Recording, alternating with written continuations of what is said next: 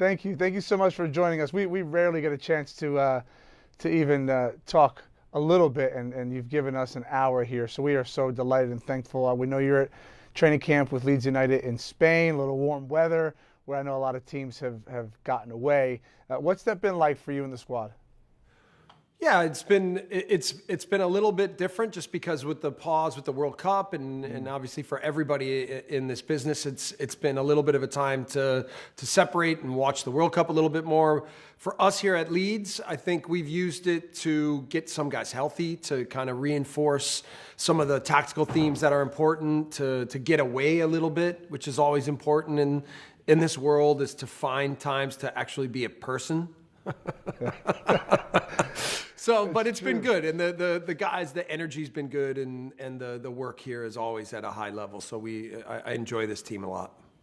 Good. Well, I know you have to get away, and I saw you got away with your family to Peru. What was that like? Is that something that's been on your list for a long time, or did the kids pick it? How'd that come about? Yeah, so I'm on a lifetime quest, Tim, to get to 100 countries. So Peru was number 75. Wow. My best friend from university, from Princeton, was getting married as a 50-year-old, his first wedding. So I was best man, so I had to kind of gather a best man speech together. And in the meantime, we got to take a trek to Machu Picchu, which was amazing. I strongly recommend it to anybody who has a chance to get to that part of the world to experience that. So yeah, I mean, you know, getting the balance right in your life where you commit entirely to professionally what you're trying to accomplish, but that you also enjoy it, that you spend time with your family, that you get to see your friends, that you know that you still are a normal person. I think that's really important. Well, it was the giving the best man speech, same as giving a team talk. I feel like it's a little bit different. Yeah, I cried a little bit more in the best man speech than I would at a halftime. But yeah, I mean, you know, you are a public speaker when you're in this job, and you have to be able to express yourself in front of a team, communicate effectively, efficiently, especially at half times, you know, when the emotions are high, and often in the Prem, that's what half times are like, is they require full concentration and the ability to communicate exactly the emotion and the psychology and certainly getting information across effectively is important. But yeah, I don't know. I think I did okay in the best man speech. I think. I'm sure it was great. I guess there's been so many questions, and I have a few about what's this break going to be like for the non-World Cup players, for the squad, for coaches. And I guess when you're away now, is there a sense of urgency regarding player fitness? Are you trying to get the levels of the players up to where the levels of the World Cup players are? Or are you just trying to give them off and allow them to go out on their own and have a few drinks, some togetherness? Is it just about training and camaraderie? What's the sole purpose or the focus of the training camp? Yeah, I think we've used it. Anytime we get to go in concentration anywhere, we certainly talk about the team spirit and the togetherness of what we do. Yeah. So I care a lot about that. Maybe that's the American in me a little bit, Tim. Yeah. But that means a lot to me, that the team is really unified and together. In this moment, we also felt like we wanted to bolster their fitness levels and really take time in training to push them to extraordinary levels. And then, you know, we've invested a lot in individual conversations, in individual development plans, in video with players, in small groups, and big groups, and individual, and really try to intensely work through where we think our players are in their development path, where we think they need to go, get feedback from them. And I like those moments. So even after I'm done with this interview, we have a half-hour meeting with every player throughout this camp to go over what their individual plan is, what we think they've done well, looking statistically at different models, and going over goals that we've had for them. So, you know, and I think that's a big part of how you help the modern day athlete really commit to their development and to what they need to do to get better. So, you know, that's one of the benefits is we have a little bit more time where the results and the pressure of every game isn't on top of us to look more carefully at everything we do to see how to get better. Yeah, I mean, I feel like as a manager, there must be a real sense of like relief. You get a chance to get your players again without that pressure. I'm sure the players are looking around the corner like, oh, I got to speak to the gaffer again. I remember those days.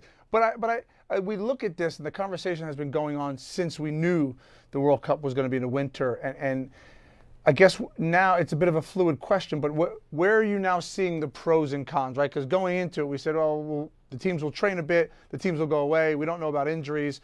But now that we're kind of in it and almost through it, is there any glaring pros and cons that you can take away from this break? Yeah, for me, the biggest pro is that we have like a time to mentally and physically kind of reboot. And Tim, you played in the Prem many years. For me, with the intensity of what the league is, thinking about playing the whole season through, all the way through Boxing Day and the fixture dates through Christmas, it's insane. And when I was in Germany and Austria, we had a little pause in the winter where you can do that, where you can kind of gather yourself. So I'm thankful. Thankful, and I guess I have to we have to get ready, because when we get back in, the games come fast and furious at us again. Yeah. I think the cons for us, particularly, where we were in a good way.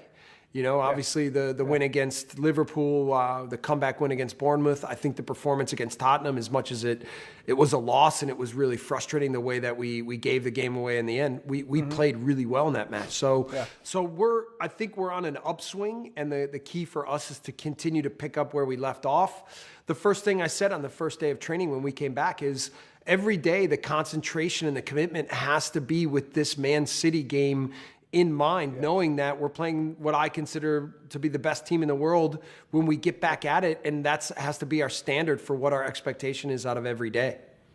For sure. Something that popped into my head, and you're so insightful that I want to pick your brain a little bit. Arsene Wenger, when he was at Arsenal, always talked about this World Cup hangover. And I think as a player, I said, no, this is silly. It's not real. And then I played at Everton, coming off a World Cup with Roberto Martinez. He said the same thing to me. And I thought, no player wants to hear that. But the fact of the matter is there's a psychological and emotional kind of hangover. Even if you come back fully fit, is there, and he always wanted to kind of slowly bring Robin Van Persie back, as late August, early September, allow his legs to get back under him, and that type of thing. Is there an idea of what you and your staff, certainly the performance staff, have in mind for the returning players? Are they just going to hit the ground running like they never left, or is there going to be an incremental return to play plan for them? Well, one of the things I've really appreciated since I've come to Europe is how people in the business here understand the demands, more even mentally than physically, for what the games and what the leagues are. And I think it's a standard almost throughout all of the different teams and leagues that I've worked with, that 3 weeks after international break in the summer is the required time for players to have a good mental and physical recharge time. Now, we are not giving 3 weeks to our guys. We're giving 10 days. And it's obviously a very different World Cup than in the past, and what the demands are and requirements and everything else. But for sure, we are aware of the fact that it required, in the last, not just the last weeks, but the last months, a big commitment from these players to mentally prepare for biggest moments in their careers. I think Tyler Adams first performed incredibly well at the tournament. I even think Brendan Aronson did well, and Rasmus Christensen. We're a little bit lucky that we only have 3 players. We play Man City coming out of the break, and they have all but 3 players. So it'll be a little bit different preparation for Leeds United than it will for Man City. But you're right. Is it whether, when I was at Leipzig one year too, it was after the Euros, right? And there was a little bit of a hangover from that. But for all of these high-level players to commit 100% to their clubs, and often playing at big clubs, and then 100% to their national team, where the expectations are very high for them in different tournaments and at different moments, that's a big demand for a 24-year-old, 25-year-old player. And it's key for us as leaders, I think, to recognize that, to help them through the process, to support them in the toughest moments, when the spotlights are big. So, but this is what the job is, and this is the part I enjoy, is almost mentoring more than coaching. So that's what it'll be. Well, it's a balance, and you seem to be getting that right. When I think about your Leeds season so far, wow, entertaining stuff. I mean, edge of your seat football, and we love it. When you get to reflect on the first 14 games, what are some of your takeaways in the key areas? What went right? What are you going to certainly try and do in the second half of the season that you think you can do better from the first? Yeah, I mean, I think we've played some good football, and I think the biggest plus is that we've seen that with the way we want to play and how we want to play and who we want to be, that we can compete with the best, right? We can compete with the best teams in the world. And then there are other moments where we look really unstable defensively and we need to clean some things up. And we've let too many points slip away from us. I mentioned the Tottenham game already, but there's been a stretch of games where I feel like we've really been on top of the match and felt like we've been the better team, and we walk away with no points. Yeah. Part of it is we're young. There's a lot of players we have that are new to the Premier League and what the standard is of every game. And then part of it is just, continuing to commit to our process and continuing to feed belief, to give to it in a way that we will be rewarded, that we believe we will be rewarded in the long term. So, it's always hard. The defeats, you know what it's like, Tim. The defeats stick with you much more than the victories do. And finding a way in those deep moments to have solutions, to remain positive, to commit to the process still in a big way, often will determine how much we can accelerate our learning curve and how good a team we can be and how quickly we can be a good team over the process of the season. So I like our group. We have really good players, really good talent, really good young men, but we still have a long way to go. Yeah. I think that what I like your group as well. I like your aggressiveness. I know you as a manager, you're a front foot type of manager. I don't believe in pressing. No football player can press for 90 minutes. So you guys do it in a really good way. You find moments, and you're always on the front foot, running through the ball. Again, that's something that you've implemented and put in place, and you can see it with your players. We talk about the Liverpool game, the Tottenham game, right there in it. We spoke to you after the Chelsea game. I said, you're not supposed to go after Chelsea. You're supposed to sit back and be scared. You didn't, and that's how you play.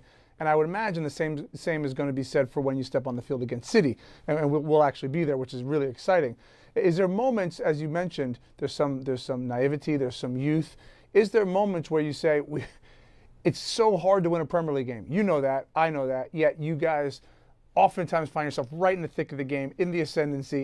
You get asked this all the time. Is there ever moments where you think, right, now we have to take our foot off the gas, and now we have to see this result out? Is that something that gets talked about internally? I wouldn't use the phrase "take the foot off the gas." It's about being pragmatic and tactically intelligent in how to implement the principles that we want to implement. Sometimes we do it with where we pick up our pressing. Sometimes we do it with where we like to possess the ball.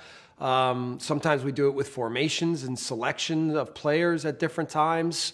But for sure, even when we decide to pick up our pressure a little bit deeper, we always want to be an aggressor. We always want to make the opponent uncomfortable. Obviously, when you play against Man City, the way they make teams uncomfortable is by their ball movement and the quality that they have in combinations and then their quality around the goal.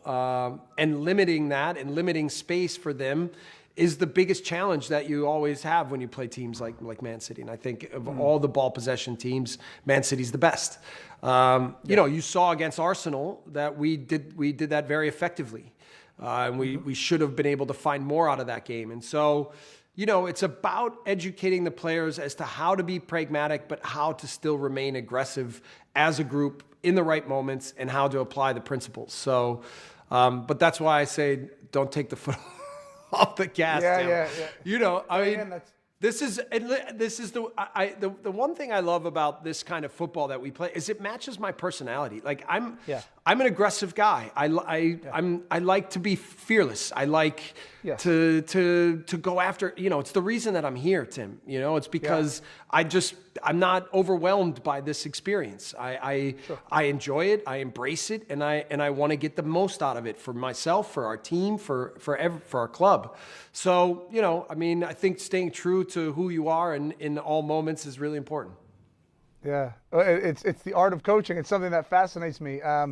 because it's not an individual sport. And as you said, to get this collective to understand we're going to be aggressive, but at times we're going to be pragmatic, which doesn't actually mean taking your foot off the gas. It means moments, and it's, gosh, what a learning curve it is. And you could see it. You could see it happening with the players. When you talk about who you are, and I've played with you and I've played under you in certain teams, you do have that emotion. What's it like? How do you manage the emotional toll that the game takes on you, but also your players? Yes, we see you on the touchline. You're animated. You want to kick every ball for your team.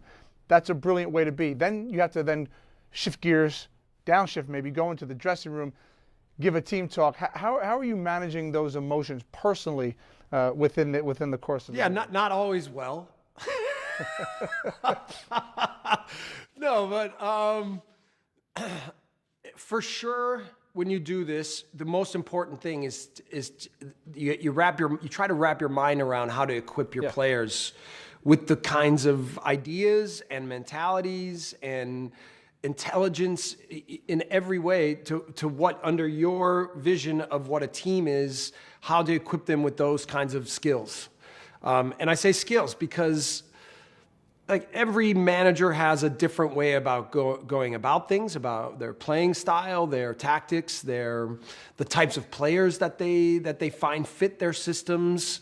And so, we have a lot of different personalities here, a lot of people from different countries.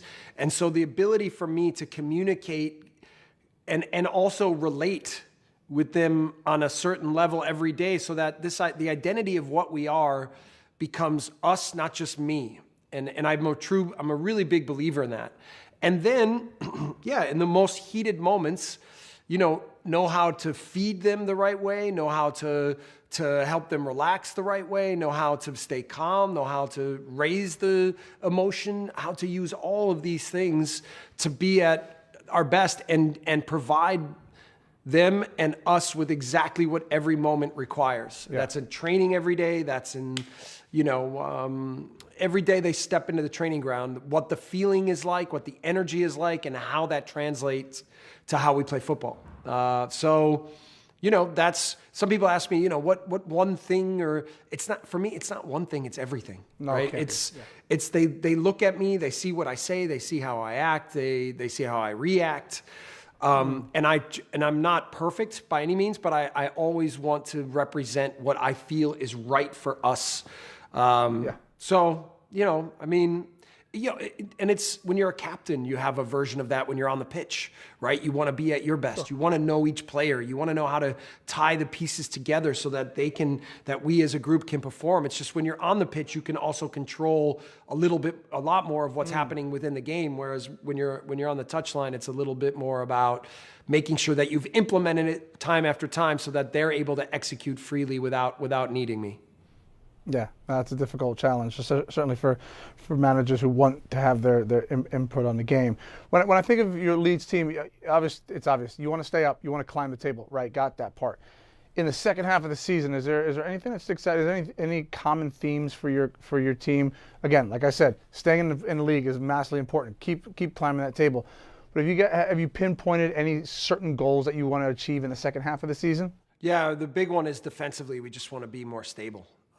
We feel like it's been too easy to create big chances against us, that we've given up too many goals. Even we've looked at what our behaviors and what the games are like after we get a 1-goal lead, and then our inability to hold that lead for long enough to then maybe either sustain the game we want to play or to add to the lead. So this is, and we believe that part of it is when we get the lead that we almost get into protection mode to protect the lead instead of staying on the front foot to go after the game and continue to go after the game. So I had one question after one game where I think Gary Lineker from Match of the Day asked me, like, it seems like your team gets weaker and that you're become more open and that you become that your aggressiveness leads to you giving up goals. And I said to him, actually, I feel in those moments we're not aggressive enough. Right. And I think he thought I was crazy. Maybe so. Maybe so. You need a hint of that anyway. But again, it's about pragmatically applying our principles to and then how and what and where and why, and then making sure that we're clear as a group as to how to do that. Yeah. Yeah, and when you're almost been in the job a year now, and I think about your experiences in DS men's national team and MLS and Austria and the Bundesliga. What's this experience been like so far? Where have you seen the biggest challenges? Again, I just named all the places that you've been, had success. What's been the biggest challenge of the Premier League? Well, one of the things. So I've now coached in 5 countries. As good as Pep Guardiola is, he's only coached in 3. No other manager in the league has coached in more than 3. So I've seen the game and how it's interpreted in different places. I've experienced media, the differences in media, the differences in emphasis of what the game is in different leagues, the levels. Mm-hmm. The Prem, what you have is you have attention on the league, right? And you have quality in the teams. Obviously, you have quality on the touchlines as well, but the microscope is on everything that happens at the highest level. Like, even like when I saw my friends at the wedding in Peru, they're like, you have such a great job. I was like, what do you mean? Everyone has an opinion on me, on what I'm doing, on what the job I do, and not that many people really know me, but that's the reality. Tim, you were here as, you make a mistake as a goalkeeper when you're playing for Man U, when you play for Everton, everybody has an opinion on what you should have done differently, what you should do better, what you should do next time. This means it's important, right? That's how I interpret it. This means it's important. And so I just try to control what I can control, prepare what I can prepare, work hard to get the most out of what we do every day. And then you have to accept the way that things happen. Good, bad, and ugly. And then you have to, I think, have tough skin. You have to appreciate the challenges and be up for them. And then what the games are like, still, for me, match day is the best day. This is what you prepare for, is to get yourself to that stadium, stand there on the touchline, and feel the energy of the moment and be ready to be at your best. And whether that's me as an individual, our team, us collectively, that's to have those kinds of tests on a weekly basis. Yeah, man, you've got to just keep going and believe in your process. So that's a lot what it's like. When I look at your squad, because you talked about how you try and implement ideas and a philosophy and an ideology, how close is this current squad to how you envision your style and your system, right? Because every coach is hamstrung a little bit at times with players and injuries and time. But in your estimation, like how close are they to thinking like this is how I want my teams to play? Yeah, I think that's a little difficult to answer. In our good moments, I think we blend what we do with and against the ball in a really good way, and even against really good opponents, we're able to be in matches and control matches. Obviously, we're always looking to add transfer window the kinds of players that can meet the standards of the game the way we want to play. I think the players that I inherited have adapted really, really well and are trying in every way to play the way we want, and by the way, believe in the way we want to play. Yeah, I mean that's the end point of the answer would be is we're definitely making progress. But we still, we know that.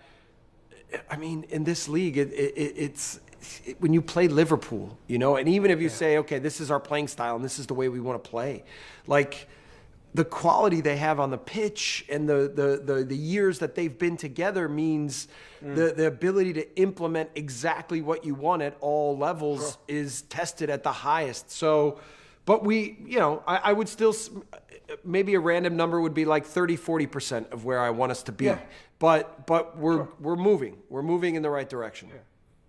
Yeah, and I guess my follow-up to that would be I always talk about coaches and people who are on the outside and they don't know. I said, like, the playing side's easy. We get our butts kicked. We get on the plane and we put our headphones in and we we don't really come up for air until Tuesday, until the coaching staff tells us what we did wrong and how do we fix it and how do we go into the next weekend. Coaches, as you know, you have to pick the bones out of everything immediately. You got to get on the bus, get on the plane, watch the game 15 times, you don't sleep. And so results aside, winning is everything, of course. Results aside, when you walk away from a game, win, lose, or draw, when you look at your team's performances, what is it that you and your staff are content with? And there's obviously markers for every team, but you say, we played well today. Don't know if we won or lost, but we played really, really well today. What are some of those markers from a performance standpoint? There's always discussions about how individuals do on any given day, but then there's about understanding how as a group we are always moving and playing and controlling opponents. And from that perspective, I've been really satisfied. You walk away from most games going, today we were better. We played more in their end. We created more. We were able to manage the overall flow of the match in the way that we wanted to manage it, and we played the game on our terms often. Now, it's come often to what happens in both boxes. Can we finish the chances we create, and can we defend in the key moments when we need to defend? And there we've come up a little bit short too often. The game that comes to mind more than any is Arsenal at Ellen Road. Specifically in the second half, we were dominant against the best team in the league. And you walk away from that match going, okay, we have nothing. But what it does build is confidence in the group and a belief and the know-how against the best opponents, how to play at the level that we want to play. And that in itself is still helpful to the process. Yeah, you talk about ball dominance and you talk about possession in the other end, and I look at your team as being attacking. Of course, you do other things, but it's exciting that you play on the front foot. I wonder, from my standpoint, in my experience, Leeds is a massive football club, and that's something that we try and get across. When Leeds came up, you have to understand the passion. We hear the noise at Ellen Road. We pump that through the TV. It is such an incredible football club. And because of that, with respect to others, and I'll be the one to say it, the most recently newly promoted clubs don't have that same pressure. Fulham doesn't, Brentford doesn't, Bournemouth doesn't. I'm sorry, they don't. Good clubs, good football clubs, but they don't have this enormity that comes with Leeds. Do the players, do you feel pressure to be attack-minded and always go because of that fervor, because of the way and how passionate they are? Yeah, yes. Our match plans at Ellen Road are different than our match plans at away matches. And I realized that early on, Tim. I'm not the smartest guy, but I'm not the dumbest either, okay? And I realized that, it was important that when we play at home that we represent what the fans want to see, which is passion and power and running and aggression, right? And a commitment to play the match that way over 90-plus minutes. That becomes a hallmark of what we have to be here because it's what the fans demand.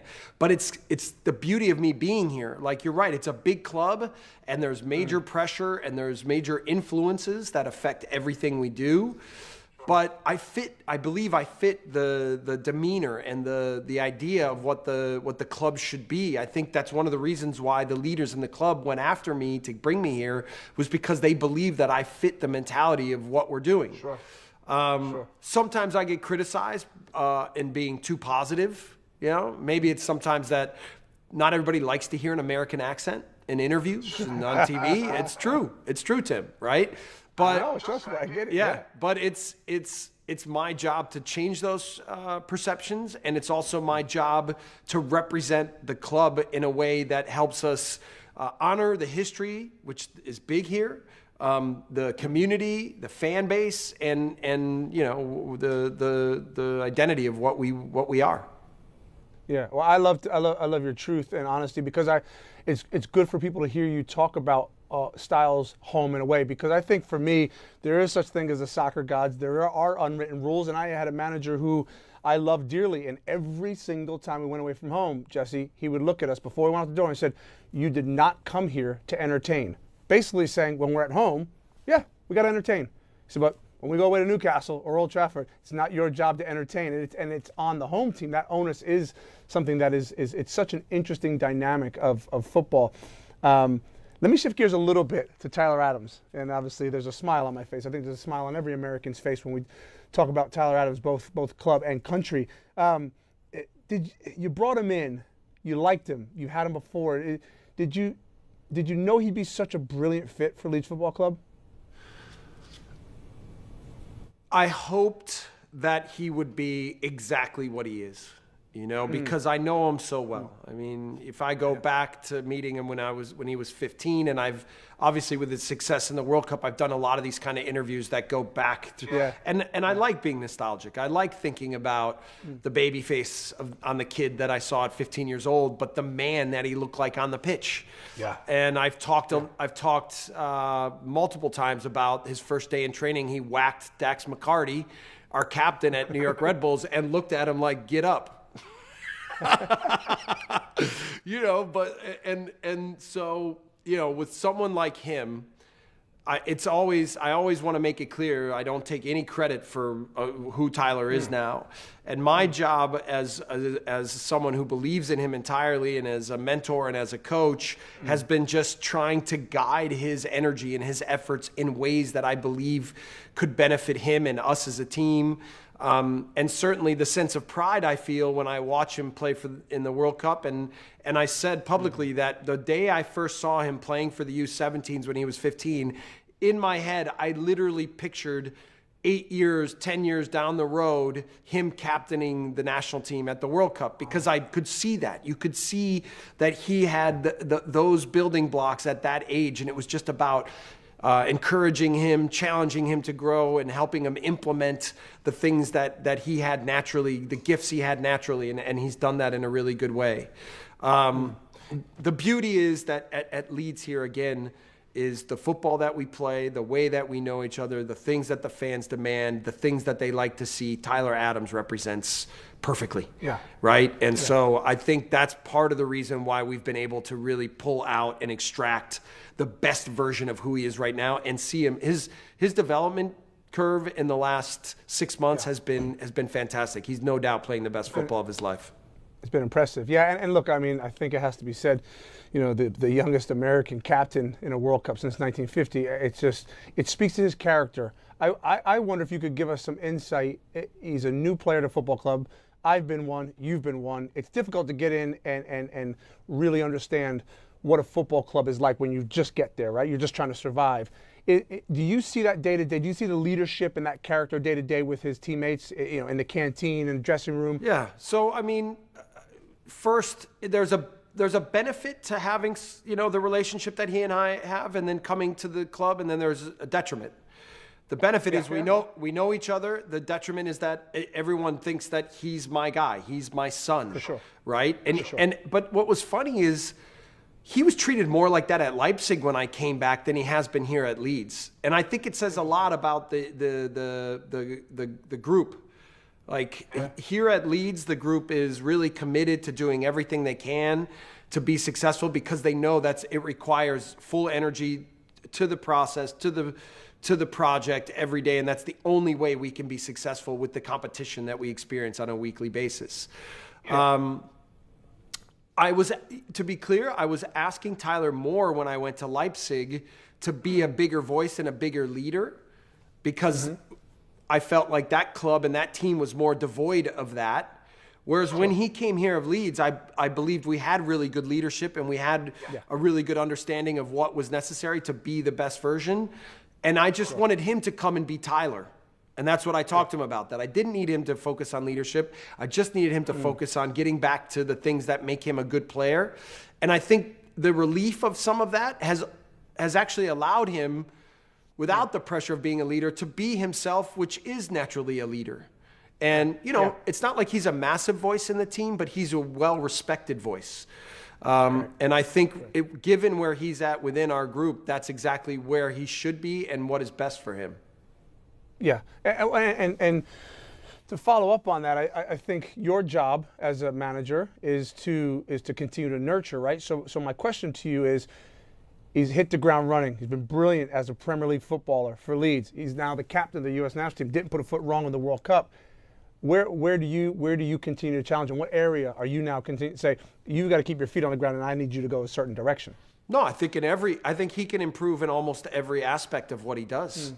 You know, the conversation I had with him before he left was about holding people accountable, supporting his coach and his best players, keeping everyone focused, having no room for lack of discipline, keeping the noise outside, keeping the process and controlling the things that you can control. And I think from afar, it looked like he did that perfectly. Certainly the interview before the Iran game is something that I think, I don't know we've ever seen a professional athlete handle himself in such a graceful manner. And he will add those things to him. And then, you know, I think I'm always challenging him to physically be on top of matches, to tactically be intelligent and fit within the game in every phase exactly the way he needs to be confident on the ball and not just be satisfied with completing passes, but also be a difference maker in terms of in that position, making the right kinds of passes to set up the attacking moments and to set up the attacking players so that they can be effective in what they do, to be good at counter pressing, to make sure that he wins his duels, that against the best players, that he has the pride and wherewithal to make sure that they don't get by him and that he's the kind of defender, lockdown defender that I know he is. And so now, you know, I think what he's shown is the next challenge is, can he do that at the highest level in every game at the best league in the world against the best players and emerge as one of the best defensive midfielders in the game, which, by the way, when I coached him back at the New York Red Bulls, is the exact same challenge I gave him at that point. Interesting. Well, he's certainly answering some of that. And I love the fact you said just those killer passes forward to unlock some doors, because he does so many things really, really well. And I mean, if he adds that to his game consistently, wow. You know, I think he'll be an incredible player. Speaking of, I want to talk about Brendan Aronson, because he's a player who he gets me out of my seat. He excites me. I think that with Aronson, what surprised me, Jesse, is I saw him play prior to coming to Leeds, and yes, he has this pizzazz, he has this flair, but I thought that's going to take a little while to translate, and it hasn't, and I was wrong. And he turned Koulibaly, and he got running at him, and he pulled him down, and it's a yellow card. And I said, that for me, that's his coming of age moment in the Premier League, because there was no fear. You know, against a man I'd be fearful of. He just turned him and he ran. And I'm just curious if you thought it would translate so quickly. Luckily with Brendan, I had the experience in Salzburg. And the way, maybe you've heard it, but the way I described it is his first day of training, I thought, poof, this is going to take a while. Brendan's over his head. And 3 weeks later, I said he was the best player on the team. And so I knew that his adaptation and his ability to grow quickly within a team environment, because of his intelligence and work ethic, was at the highest level I've ever seen. And he did, I wouldn't say it was exactly the same here, but he did something similar where he adapted. You know, in preseason, we had some matches against some Prem opponents, and he was good in the match, but not above average. And then by the time we started matches in the league, he was up to speed, ready to go, and again, performing at a high level and a very important player in our team. And, you know, he's had a couple of games where it's been I know him well enough to know, like, what he looks like when he's at his best and what he looks like when he's a little bit unsure of himself. And we had one conversation where I said, you're 21 years old. You're one of the most important players on your team in the Premier League. Like, 3-4 years ago, if somebody would have said that to you, they would have said, you would have said you're crazy. But you are, Brendan. And it's all to do with your personality and self-belief and aggressiveness. And don't ever doubt, don't ever stop, keep going. And then he played in the Crystal Palace match, and he made a play that hit the post and almost went in, and it was an incredible individual action. And in that game overall, he was nonstop for the entire match. So, you know, part of this as a coach is just now knowing your players and knowing the kinds of messages that are important and helping unearth what is valuable for them to understand and hear and know about themselves so that they can go out and be the best they can be. And that's something I enjoy about being a coach. Hi there, I'm Rebecca Lowe, studio host for NBC's coverage of the Premier League. Don't forget to hit subscribe to watch more videos all season long. For even more Premier League content, from original series to live matches, head over to Peacock and be sure to tune in for Premier League mornings every weekend on USA Network and on Peacock. We will see you over there.